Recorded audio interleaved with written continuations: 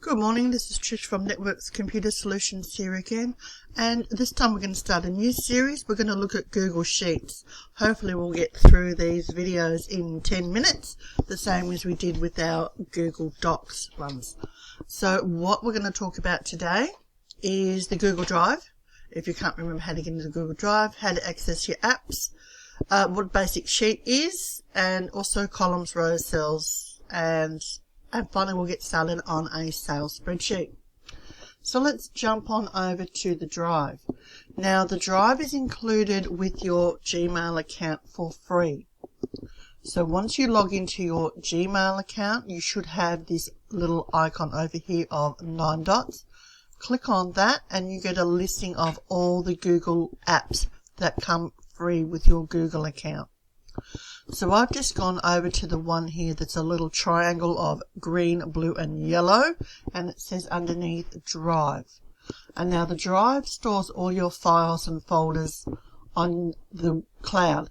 Instead of having to save things onto your desktop, you can actually save them in the cloud on your Google Drive, and that way they're accessible from any device at any time, as long as you've got an internet connection.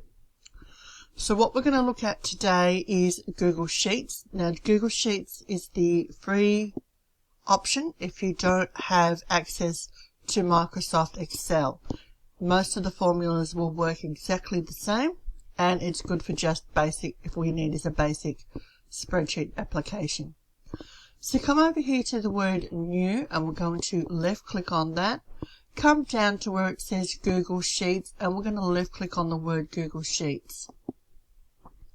This will open up a new tab, and the same as before, it says Untitled Spreadsheet up the top. You can click up in the top up here and change the name of that at any time. Across the top up here, you'll see a header row. These are A, B, C, D, E, and so on. And down the left-hand side, you've got rows marked 1, 2, 3, 4, 5, and so on. So each of these points where you can see the A and the 1 is highlighted in the grey is called a cell. If I click on B1, you'll see the grey goes to the B and stays in the 1. So it doesn't matter where I click. D8 is now highlighted. So that's actually the cell called D8. All of these cells have their own name, which is made up of the column and the row. You can put whatever information you like in your cell, but it can only be one type of information. It can either be text. So each cell can only contain either a text, such as a column heading, sales, I can't type, say that every video, or it can either be a number, or it can be a formula, which will make that. Okay? Okay, so you can easily delete information from here. So let's start off with a basic calculation. So I'm just going to put some random numbers and one more. And then we'll get Excel to add these up. Now a nice little thing about Excel, we'll get Google Sheets to add them up. So a nice little option is if you only got a few numbers that you want to do a quick calculation on, is you can actually highlight the numbers.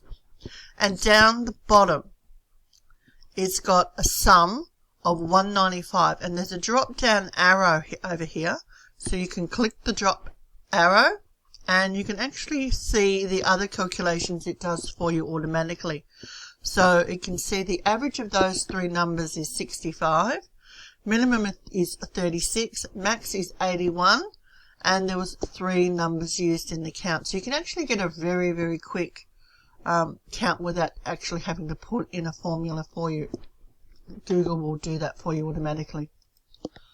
Okay, the other thing I wanted to show you is how you can put some information in to make a basic spreadsheet.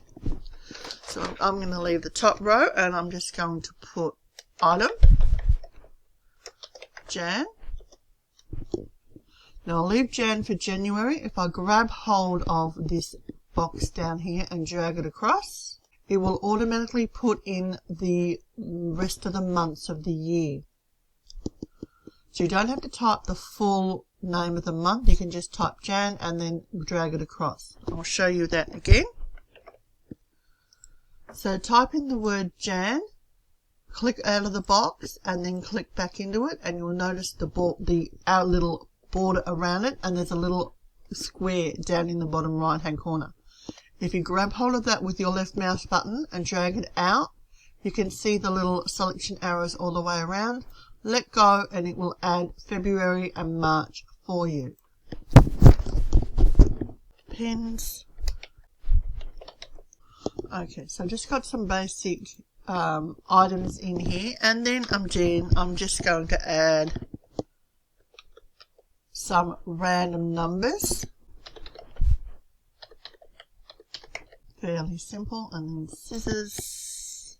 And then this time we will get the spreadsheet to calculate them for us. I'm going to put in the word total. And then what I want to do is I want to use the spreadsheet to create a formula to add all these numbers up. So over here to this funny looking backwards E, it actually stands for functions. Click the drop down arrow and I'm going to select the word sum. And then I'm going to select all those numbers in that first row for January. You can see down in the formula bar it's got written equals sum, so it's going to add them all together, and it's going to add everything in the bracket from cell B3 to B6. So I'm just going to press enter, and what I'm going to do now, instead of having to put that same equation in for each of the other cells like we did with the January, February and March, I'm going to copy that formula across. So select the cell, left click on that blue square and then drag it across, and Google Sheets will automatically do the same calculation for you. So now it's just a matter of doing some basic formatting. Highlight, and we can add bold. I'll move them to the center, maybe to the right a line. See how they look. Item can be bolded as well. Okay, so now what I want to do is to add another item, and what it should do is it should increase the number in here. So let's make sure we've got our formula set right. I'm going to click on the header row for scissors, so I'm going to click on the number 6 to select the whole row, and then up in here I'm going to click on insert and then row above.